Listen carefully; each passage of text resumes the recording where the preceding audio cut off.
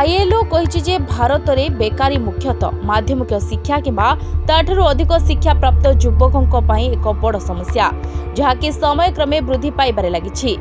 ILO आहुरी मध्य कहिछि जे भारत में युव बेकारी हार वर्तमान विश्व स्तर ठारू अधिक।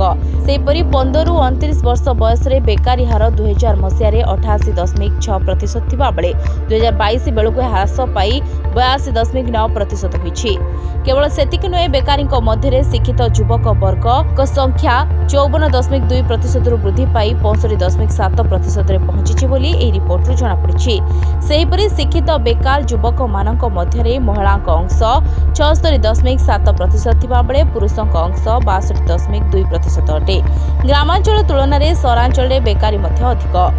आईएलए कहिछि जे भारत में महिला श्रमिकों अंशग्रहण हार विश्व में सर्वनिम्न 25% अटे। भारत में बेकारी समस्या विशेष भाव में सहरांचल में शिक्षित युवपीढ़ी मानक मध्य अधिक केन्द्रीभूत होइछि बोली एही रिपोर्ट रे दर्शा जाइछि।